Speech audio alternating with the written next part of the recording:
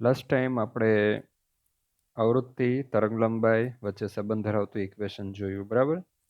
એની અંદર તમે lambda is equal two C upon new A equation જોયું. હવે આમ જુઓ તો થિયરી ટેક્સ્ટબુકની અંદર તમારી ટેક્સ્ટબુકમાં આ ઇક્વેશન નથી, પણ દાખલાની અંદર સ્વાધ્યાયમાં જે દાખલો છે એમાં ઇક્વેશનનો ઉપયોગ કરવામાં આવે છે.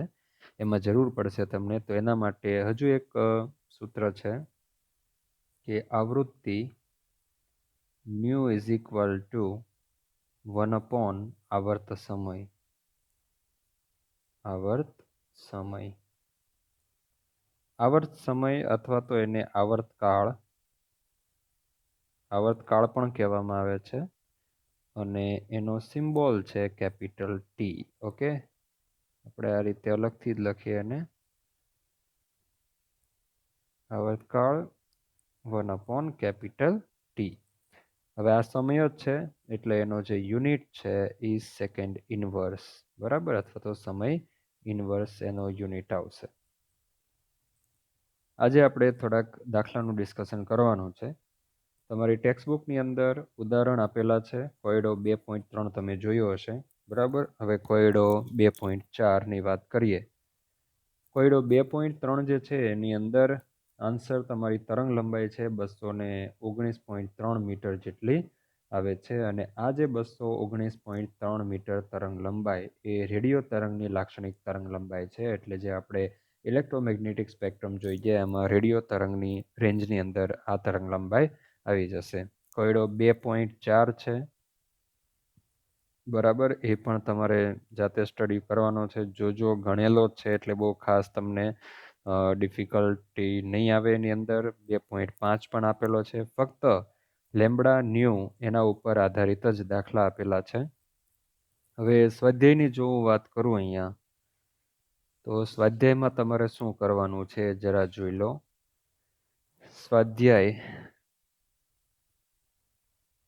સ્વાધ્યાયમાં 2.1 છે, બરાબર. ઇલેક્ટ્રોનની સંખ્યા ગણો કે જેને ભેગા કરવાથી 1 ગ્રામ વજન થાય. 1 મોલ ઇલેક્ટ્રોનનો ભાર અને દળ ગણો. આ નથી કરવાનું, કારણ કે આમાં મોલ જે કન્સેપ્ટ છે એ આપણે સંખ્યા, દળ, બરાબર, એ જે રિલેશન છે આપણે પહેલા ચેપ્ટરની અંદર સ્ટડી કરવાના છે. એટલે પહેલું ચેપ્ટર ચાલશે એટલે ઓટોમેટિક આ 2.1 તમને આવડી જશે. ત્યાર પછી 2.2 આપેલું છે, એમાં મિથેનના 1 મોલમાં એટલે કે CH4નો 1 મોલ હોય એમાં કુલ ઇલેક્ટ્રોનની સંખ્યા શોધવાની છે. તો મોલ કન્સેપ્ટ છે એ હજી હમણાં આપણે નથી ભણ્યા, તો હું એક લેક્ચર એવો લઈશ કે જેમાં તમને હું મોલ કન્સેપ્ટની વાત કરી દઈશ, ત્યારે તમે એ કેલ્ક્યુલેશન કરજો. અથવા તો પહેલું ચેપ્ટર નંબર 1 ચાલે ને, આપણે આના પછી એવું લાગે તો ચેપ્ટર 1 ચાલુ કરીશું. આમ જુઓ તો ચેપ્ટર 3 લઈએ તો વધુ બેટર રહેશે, કન્ટિન્યુ આવશે તત્વો અને એની ઇલેક્ટ્રોન રચના એટસેટ્રા. તો ચેપ્ટર 1 ચાલશે ત્યારે તમે આ 2.2 ગણી શકશો. 2.2, બરાબર. એની અંદર 1, 2 અને 3 એમ 3 દાખલા આપેલા છે, તો એ પણ જવા દો. 2.3 છે એ તમારે કરવાનું છે. 2.3 કે જેમાં અમુક સ્પેસીસ આપ્યા છે: કાર્બન, ઓક્સિજન, મેગ્નેશિયમ, આયર્ન અને સ્ટ્રોન્શિયમ. તો એમાં કેટલા ન્યુટ્રોન અને પ્રોટોન રહેલા છે સિમ્બોલ આપી દીધો છે. ફોર એક્ઝામ્પલ આ રીતે આપ્યું છે 6, પહેલું છે 6 કાર્બન 13. તો આમાં ન્યુટ્રોન અને પ્રોટોનની સંખ્યા કેટલી હોય? તો આપણે જાણીએ છીએ કે ભાઈ એટમિક નંબર જેટલો હોય એટલો જ પ્રોટોન હોય, તો પ્રોટોનની સંખ્યા 6 થશે. ન્યુટ્રોનની સંખ્યા A-Z થાય, તો એ છે તમારી પાસે ને Z પણ છે, તો ન્યુટ્રોનની સંખ્યા પણ મળી જશે. તો આવા તમને 5 સ્પીસીસ આપ્યા છે, એટલે આ તમારે કરવાનું છે, બરાબર. 2.1 છે એ કરવાનું નથી, 2.2 પણ નહીં કરવાનું, 2.3 કરવાનું છે. તમારે ચોપડો બનાવવાનો છે, કેમિસ્ટ્રીનો નોટ્સ બનાવવાની છે, એની અંદર આ તમારે કેમિસ્ટ્રીની નોટમાં જ આ લખવાનું છે. ત્યાર પછી 2.4 પણ ખૂબ જ સિમ્પલ છે. એમાં પરમાણુ ક્રમાંક 2.4, એમાં એટમિક નંબર Z અને A બંને આપેલા છે. Z તમારા 17 હોય અને A 35 હોય ત્યારે તે પરમાણુની સંપૂર્ણ સંજ્ઞા લખવાની છે. ચલો, Z 17 હોય તો 17 એટમિક નંબર મોઢે જ હોવું જોઈએ. 17 એટમિક નંબર ધરાવતું તત્વ ક્લોરીન છે, તો એની સંપૂર્ણ સંજ્ઞા તો 17 એટમિક નંબર નીચે આવશે અને 35 છે એ ઉપર આવશે. તો આ એની સંજ્ઞા થઈ 17 ક્લોરીન 35. એવી રીતે આની અંદર 3 આપેલા છે, તો એ ત્રણેય તમારે કેલ્ક્યુલેટ કરવાના, એટલે 2.4 આખું કરવાનું છે.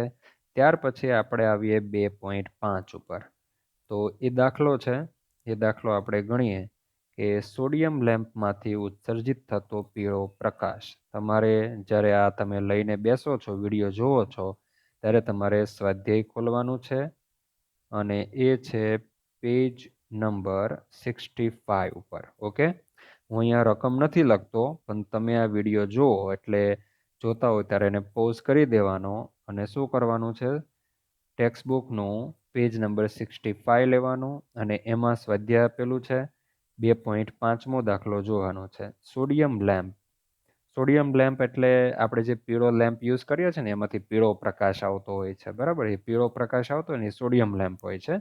કારણ કે સોડિયમ ધાતુ છે ને, આપણે આગળ વાત કરવાના છીએ, તો સોડિયમ ધાતુનો ટુકડો તમે લો, એને બ્લુ કલરની ફ્લેમ ઉપર રાખશો ને એટલે પીળી ફ્લેમ થઈ જશે. અથવા તો જો તમારી પાસે સોડિયમ હોવાનું જ નથી, બરાબર, એ તો લેબોરેટરીમાં છે આપણી પાસે. તમે જ્યારે આવશો સ્કૂલે, પ્રેક્ટિકલ થશે. આમ તો સોડિયમનો કોઈ પ્રેક્ટિકલ પણ નથી, પણ આપણી પાસે છે એટલે હું તમને બતાવીશ. એની પ્રક્રિયા કરીશું આપણે. પાણીમાં નાખશું, આલ્કોહોલમાં નાખશું અને એની એક ફ્લેમ ટેસ્ટ પણ કરશું. તમને ખ્યાલ આવી જશે કે સોડિયમ એ પીળા રંગની ફ્લેમ આપે છે. તમારે જો ઘરે કરવું હોય તો તમે આ વસ્તુ કરી શકો કે તમારી જે બર્નર એટલે જે રાંધણ ગેસ છે ને, એમાં બ્લુ કલરની ફ્લેમ નીકળતી હોય, ખ્યાલ આવે છે? તો તમારે શું કરવાનું કે NaCl, આપણે ખબર છે NaCl is ionic compound, Na plus and Cl minus both ion present in NaCl molecule. સો આ વ્હાઇટ કલરનો NaCl સોલિડ જે કમ્પાઉન્ડ છે, એના અમુક પાર્ટિકલ્સ તમારે બર્નરની ફ્લેમ ઉપર નાખવાના, તો તમને પીળા તણખા જોવા મળશે. એ શેને લીધે? એ ફક્ત સોડિયમને લીધે. કારણ કે સોડિયમ એ પીળા કલરની ફ્લેમ આપે છે. એટલે આપણો જે બલ્બ હોય ને, કે જેને ચાલુ કરવાથી એ પીળો પ્રકાશ આપતો, એનો મતલબ કે પીળા રંગનું જે એટલે કે જે કંઈ વિકિરણ અથવા રેડિયેશન એમિટ થાય છે આ બલ્બમાંથી, એની તરંગ લંબાઈ એ કોને મળતી આવે છે? યલો કલરને મળતી આવે છે. એટલા માટે આપણને એમાંથી નીકળતો પ્રકાશ પીળા રંગનો દેખાશે. બલ્બ પણ પીળા રંગનો દેખાશે ને એ બલ્બની અંદર સોડિયમ વેપર ભરેલી હોય છે, સોડિયમ ગેસ અથવા તો વેપર. ઓકે, વેફર નહીં, વેપર. વેપર એટલે એનો મતલબ બાષ્પ એવું થાય. આપણે જાણીએ છીએ કે સોડિયમ એ સોલિડ સ્ટેટમાં હોય છે રૂમ ટેમ્પરેચરે, પણ એને મેલ્ટ કરવામાં આવે તો એને લિક્વિડ બની જાય, અને હજુ એને ગરમ કરવામાં આવે તો સોડિયમ લિક્વિડમાંથી સોડિયમ ગેસ અથવા તો સોડિયમ વેપર બની જશે. હવે જો મારે સોડિયમ ગેસ ના લખવું હોય તો હું એને વેપર એવું પણ લખી શકું. તો VAP કરું એટલે VIP નહીં, પરંતુ VAP. VAP એટલે વેપરનું શું થયું? શોર્ટ ફોર્મ થયું, બરાબર. એટલે બાષ્પ, સોડિયમની બાષ્પ એવું ઇન્ડિકેટ કરે છે. તો આ બધી વસ્તુ એકદમ નાની અને ફંડામેન્ટલ બાબતો છે, ધ્યાનમાં રાખવી જોઈએ. તો દાખલો આપણો છે સોડિયમ લેમ્પમાંથી ઉત્સર્જિત થતો પીળો પ્રકાશ. કેવો પ્રકાશ? પીળો પ્રકાશ. પ્રકાશ 580 નેનોમીટર. મેં તમને થિયરીમાં જ કીધેલું કે આપણને જે અહીંયા દાખલાઓ આપશે ને, એમાં તરંગ લંબાઈ નેનોમીટર અથવા તો એંગસ્ટ્રોમની અંદર મોસ્ટલી તમને જોવા મળશે. નેનોમીટર, એંગસ્ટ્રોમ અને મીટર, આમની વચ્ચેનો જે સંબંધ છે ને, એ આપણને મોઢે હોવો જોઈએ. ફિઝિક્સમાં પણ તમારે આવતો જ હશે. પીળો પ્રકાશ આટલા નેનોમીટર તરંગ લંબાઈ. હવે હું આખી રકમ નથી લખતો, ટાઈમ જાય એટલા માટે. વિડીયો લાંબો થઈ જશે, એટલે તમે ટેક્સ્ટ બુકનું આ કીધું છે સાથે રાખીને બેસવાનું રકમ સામે. તો પીળા પ્રકાશની, તો આ જે પીળો પ્રકાશ છે એની આવૃત્તિ, બરાબર, ન્યૂ શોધવાનું છે. પછી તરંગ સંખ્યા એટલે ન્યૂ બાર શોધવાનું છે. તો જોઈએ આપણે. ચાલો, અહીંયા નંબર 1ની અંદર આપણે શું શોધવાનું છે? New is equal to question mark. પણ આપણને શું આપેલું છે? આપણે શોધવાનું છે ન્યૂ ને આપ્યું છે તરંગ લંબાઈ. લેમ્બડા ઇઝ ઇક્વલ ટુ છે 580 નેનોમીટર. ઓકે, હવે જો તો ન્યૂ અને લેમ્બડા વચ્ચેનો સંબંધ ધરાવતું ઇક્વેશન છે new is equal two C upon lambda. તો લેમ્બડા તો ઓલરેડી છે આપણી પાસે અને આ શોધવાનું છે ન્યૂ, તો સી આપણી પાસે હોવું જોઈએ. હંમેશા યાદ રાખવાનું આ સી એટલે પ્રકાશનો વેગ. તો સાઈડમાં આપણે લખી દઈએ કે ભાઈ સી ઇઝ ઇક્વલ ટુ પ્રકાશનો વેગ. બરાબર. અને એ વેગ કેટલો છે તો 3 × 10⁻⁴ ફિક્સ જ છે આ 8 મીટર પર સેકન્ડ. પ્રકાશનો વેગ શું આપણે જે ઇલેક્ટ્રોમેગ્નેટિક સ્પેક્ટ્રમમાં બધા જ જે રેડિયેશનની વાત કરીએ બધાનો વેગ આટલો જ હોય છે અને આટલો જ ગણવાનો હોય છે, ગઈકાલે થિયરીમાં જોઈ ગયા. બીજું આપણી પાસે છે લેમ્બડા 580 નેનોમીટર. મેં કેમ પાછું અહીંયા લખ્યું કારણ કે you can see here meter unit, right, in velocity of light. Okay, તો જે કંઈ વેલોસિટી ઓફ લાઇટ એની વેલ્યુની અંદર એકમ મીટર છે અને અહીંયા યુનિટ નેનોમીટર છે. તો અહીંયા મીટર હોય ને અહીંયા નેનોમીટર હોય એ ચાલે નહીં. તો આપણે શું કરશું કે આ નેનોમીટરને મીટરમાં ફેરવી દઈએ અથવા તો આ મીટરને નેનોમીટરમાં ફેરવી દઈએ, પણ બેટર રહેશે આ નેનોમીટરને આપણે મીટરમાં ફેરવી દઈએ. તો એના માટેનો સંબંધ છે, તમે ફિઝિક્સમાં અત્યારે સેકન્ડ ચેપ્ટર તમારું ચાલુ છે, બરાબર, પારિમાણિક સૂત્રો ને એવું બધું કંઈ આવતું હશે તો તમને સરે કીધું હશે અર્ગ અને જૂલ અને કેલરી, બરાબર, ઇલેક્ટ્રોન વોલ્ટ અને જે કંઈ જૂલ છે એની સાથેનો સંબંધ છે, બરાબર. તો આ બધી જ વસ્તુ, આ બધા જે યુનિટો વચ્ચેનો જે સંબંધ છે એ તમને મોઢે જ હોવો જોઈએ. સૌથી પહેલું અત્યારે તમારું કામ છે આ બધા કન્વર્ઝેશન છે એમની વચ્ચેનો સંબંધ તમને મોઢે હોવો જોઈએ. તો એક કામ કરીશું આપણે કે નેક્સ્ટ લેક્ચરની અંદર આપણી ટેક્સ્ટ બુકની અંદર પાછળ તમે જોજો તો તમને અમુક યુનિટો પણ આપેલા છે, કન્વર્ઝેશન આપેલા છે. તો એ કયા કયા કન્વર્ઝેશન તમારે યાદ રાખવાના છે, કયા રિલેશન યાદ રાખવાના છે એ હું તમને નેક્સ્ટ લેક્ચરની અંદર કહીશ. કયા કયા અચળાંકો છે એ યાદ રાખવાના. જો અત્યારે તમારી પાસે બહુ જ ટાઈમ છે અને ઘણું બધું તમે એકદમ રિલેક્સ થઈને આવ્યા છો અને કેટલા સમયથી એમ જ આંટા મારતા હતા, તો દિમાગ પણ હવે ખાલી થઈ ગયું છે. તો એ દિમાગને ભરવા માટે આપણી પાસે બહુ બધી વસ્તુ છે. તો 235 નંબરનું ટેક્સ્ટ બુકનું પેજ છે, એમાં ઘણા બધા અચળાંકો છે, અમુક વેલ્યુઓ છે, એ વેલ્યુ તમારે યાદ રાખવી જ પડશે. તો અત્યારે ફ્રી ટાઈમમાં બધું યાદ રાખવા લાગો તો એકદમ બેટર, કારણ કે 12મા ધોરણમાં આ બધી વસ્તુ યાદ રાખવાનો ટાઈમ જ નથી રહેવાનો, કારણ કે 12માનો સિલેબસ જ એટલો લેન્ધી છે. એટલે એનું કરશો ને માંડ ટાઈમ ટુ ટાઈમ, એ પણ માંડ થશે તો પણ બહુ સારું છે. તો આ બધા અચળાંકો વેલ્યુઓ કિંમતો છે એ બધું ત્યાં રાખવાનો કોઈ પ્રશ્ન જ નથી. જો નહીં યાદ રાખો તો મેક્ઝિમમ દાખલાઓની અંદર પ્રોબ્લેમ આવ્યા કરશે.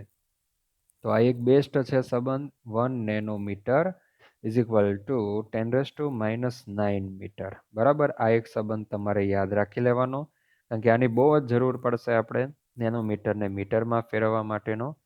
ચાલો, તો અહીંયા આપણી પાસે તરંગ લંબાઈ 580, આ છે 1 નેનોમીટર બરાબર 10⁻⁹ મીટર.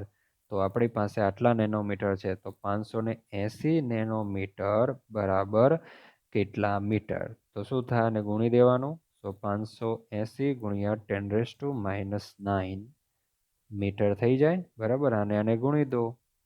ખ્યાલ આવે છે? 580 છે નેનોમીટર છે અને આ 10⁻⁹ મીટર, એના છેદમાં આ જાય 1 નેનોમીટર. તો નેનોમીટર શું થઈ ગયું? કેન્સલ. તો આપણો આન્સર શેમાં આવી ગયો?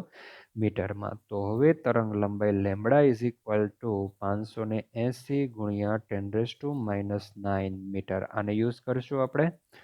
ચાલો, આપણો જે પ્રકાશનો વેગ છે એ પણ મીટરમાં છે અને લેમ્બડા તરંગ લંબાઈ પણ શેમાં આવી ગઈ? મીટરમાં. હવે વેલ્યુ મૂકી દઈએ આપણે.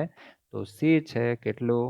3 × 10⁸ મીટર પર સેકન્ડ. એના છેદમાં લેમ્બડા કેટલી છે? તો 580 × 10⁻⁹ મીટર. ઓકે, સો મીટર મીટર કેન્સલ અને આ સેકન્ડ છેદમાં ચાલ્યું જશે. 10⁻⁹ છે ને ઉપર લઈ લો ને એટલે એ પ્લસ થઈ જશે, 10⁹ થઈ જશે.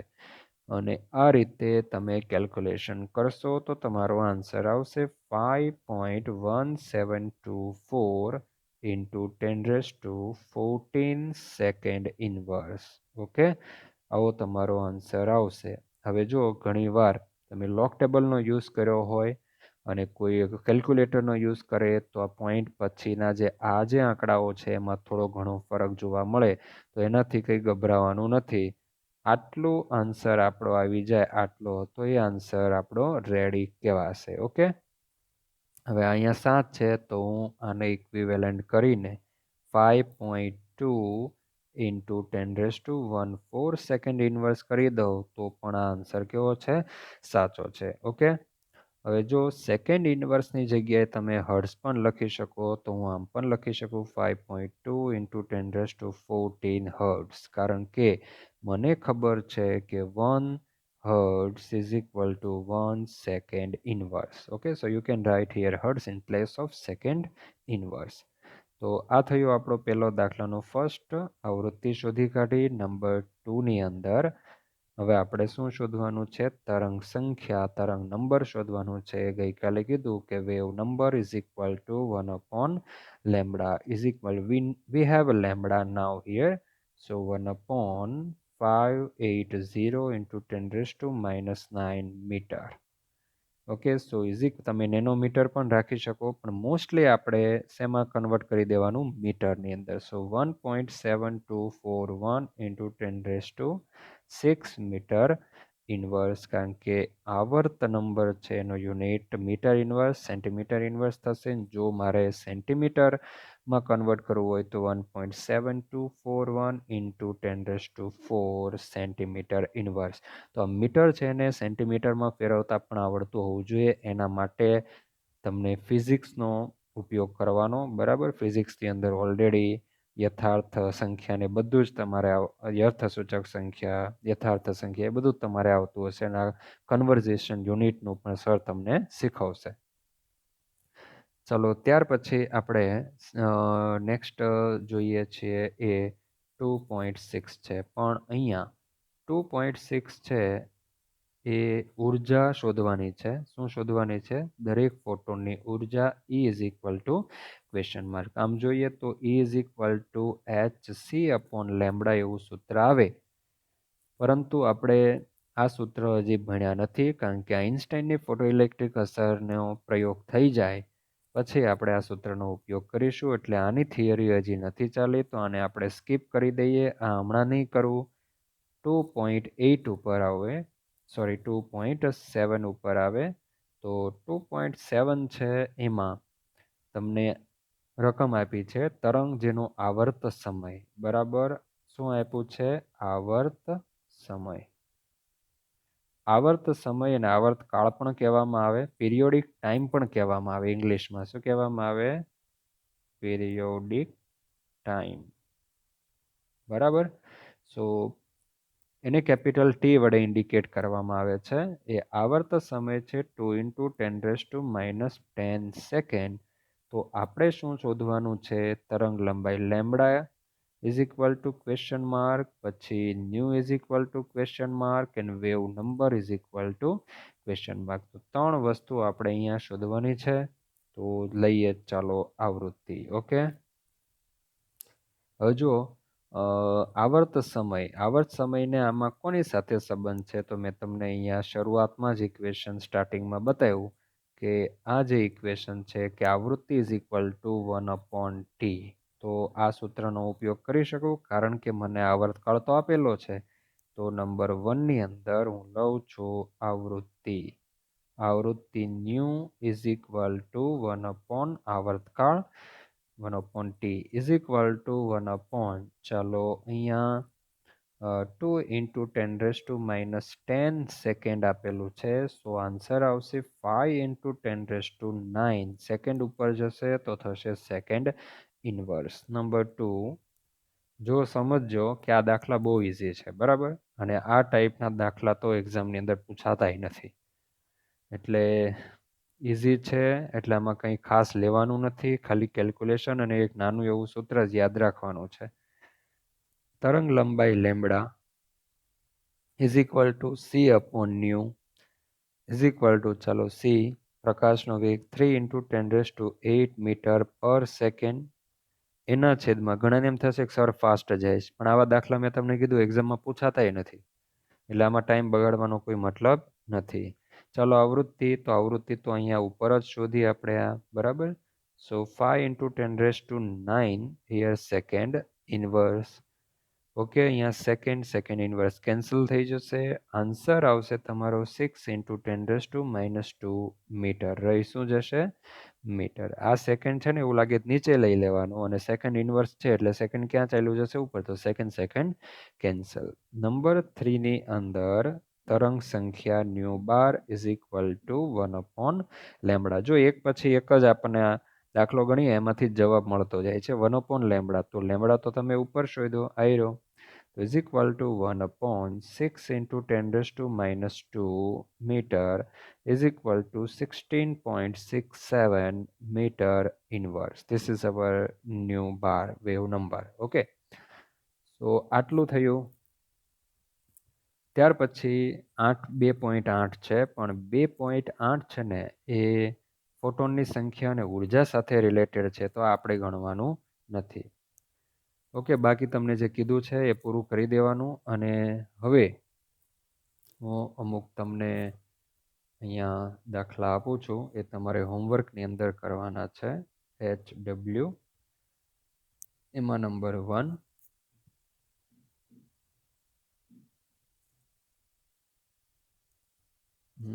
લીલા પાનમાંનો ક્લોરોફિલ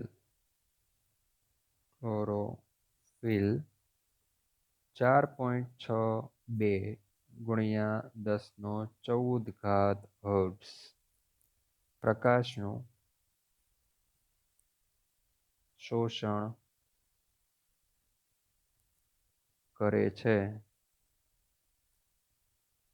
તો કેટલા નેનોમીટર લંબાઈનો પ્રકાશ શોષાયો હોય અને વર્ણપટના કયા વિભાગમાં આવે? ઓકે. આનો જે આન્સર છે તમારે ગણવાનું છે. આનો આન્સર લખો હોય તો લખી દો. Answer 649.4 nanometre. અને કયો વિભાગ છે એ તમારે નક્કી કરી દેવાનું. એ હું આપતો નથી, આમ તો ખબર પડી ગઈ છે, તો કંઈ વાંધો નહીં. ઓકે. નંબર 2, 4 × 10⁻11 કિલોહર્ટ્ઝ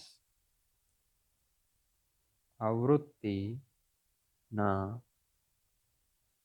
વિકિરણની લેમ્બડા ગણો. And your answer is 1.33 × 10⁶ meter inverse.